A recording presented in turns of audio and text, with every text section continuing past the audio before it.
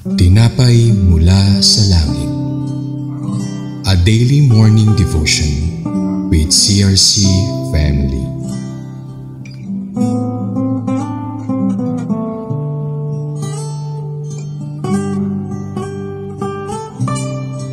Magandang umaga po sa inyo lahat mga kapatid. Narito po tayo sa ating programang Tinapay mula sa langit. Ang ating pang-araw-araw na pagbubulay-bulay ng salita ng ating Panginoon. Ako po ang inyong kapatid, Pastor Nap Carpio ng CRC Dasmariñas Lutheran Church. Kasama ninyo magpupuri at luluwalhati sa ating dakilang Diyos na si Jesus. Sa umaga po ito, ating babasahin at aaralin ang salita ng ating Panginoong Jesus sa Aklat ng Mga Bilang, Kabanata 14, talata 26 hanggang talata 35. Ngunit bago po tayo dumako sa ating pagbabasa ng kanyang salita, tayo po muna ay mananalangin. Dakilang Diyos na makapangyarihan sa lahat, kami po ay dumudulog sa panalangin ito na punong-puno ng pasalamat sa aming mga puso, sapagkat alam namin lagi kayo nakikinig sa aming mga dalangin.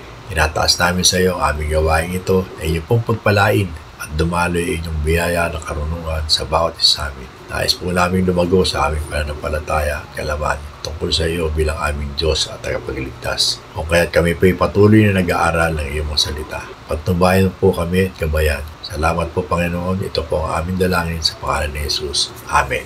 Sa ating pong pagbasa ng kanyang salita, mula sa talatang 26, sinabi ni Yahweh kina Moises at Aaron, hanggang ngayon ay patuloy pa rin ang mga Israelita sa pagreklamo laban sa akin. Kailan pa ba sila tatahimik? Sabihin niyo sa kanila na ito ang pinasasabi ko. Habang buhay akong si Yahweh, gagawin ko sa inyo ang narinig kong gusto niyo mangyari. Mamamatay kayo dito sa ilang. Sa mga kabilang dito sa sensus sa makatuwid ay yung mga 20 taon pataas. Isa man ay wala makararating sa lupang ipinangako ko.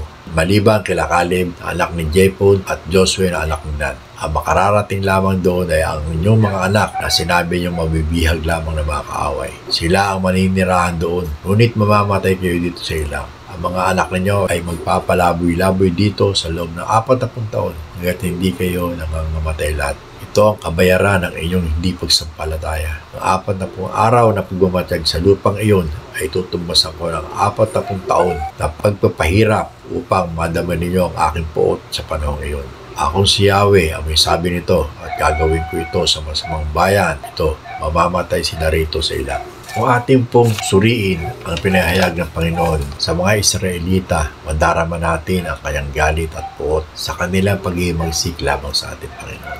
Ang kanilang kagustuhan bumalik na lamang sa Ehipto o umatay na lamang sa ilang kaysa sumunod sa Panginoon sa pagpunta sa lupang pangako ay labis na ikinasama ng loob ng ating Panginoon. Kaya nga ang sabi niya, lahat sila hindi na makikita pa ang lupang ipinangako niya. Makangamatay lahat sila sa ilang. Papalaboy-laboy lahat ang kanilang mga anak sa loob ng 40 taon bago sila makapasok sa lupang pangako. Nais ng Panginoon na ipadama sa kanila ang puot na nadaman niya sa 40 araw na pagmamatiyag nila sa lupang pangako dahil sa kawalan ng pananampalataya nila sa Diyos. Tinumbasan niya ang 40 taong paghihirap, ang 40 araw na pagmamanman nila sa lupang pangako. Tunay na napakasaklat kanilang kinahintukan. Sa mga nabasa nating mga talata, nagkaroon po tayo ng babala upang di tayo magaya sa mga Israelita. Kailangan po tayong magkaroon ng pananampalataya dahil hindi natin siya mabibigyan ng kaluguran. Wala po tayo noon. Sabi po sa Hebrews 11:6, if without faith we cannot please the Lord. Ang Panginoon ang nangako sa atin na bibigyan niya tayo ng magandang buhay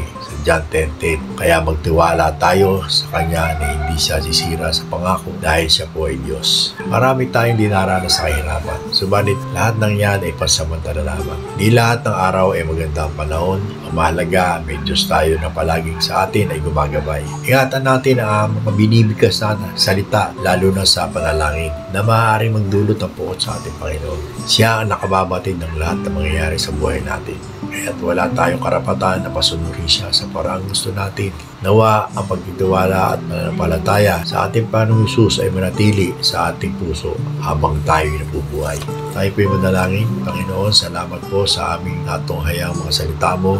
Kapatid namin, Panginoon, ang parusa ay ginawad mo sa mga Israelita. Bunga ng kanilang di pagsampalataya sa iyo. Ayaw namin magaya kami sa kanila. Kaya tulungan po kami na mapalago ang aming mga pananampalataya sa iyo. Patuloy mo pong turuan ang inyong mga anak ng iyong kalooban sa pamamagitan ng iyong buhay na salita na aming pinag-aaralan. Bigyan mo po kami ng malawak na pangunawa at gabayan po kami sa lahat ng mga bagay na aming ginagawa na ayon sa iyong kalooban. Po aming dalangin sa pangalan ni Jesus. Amen. Maraming salamat po sa inyong pakikibahagi sa ating programang Tinapay Mula sa Langit. Lagi po nating pagnilayan ang mga salita ng Diyos mula sa ating puso dahil lubos ang ating magiging pangunawa dito. Muli ninyo aming samahan bukas sa pagninilay-nilay ng kanyang mga salita dito sa ating gawain pang-araw-araw ang Tinapay Mula sa Langit. Malayan nyo rin ibahagi ang video ito upang maging pagpapalad din tayo sa iba. Palain po tayo ng ating Panginoon at magandang umaga po sa lahat. To God be all the glory.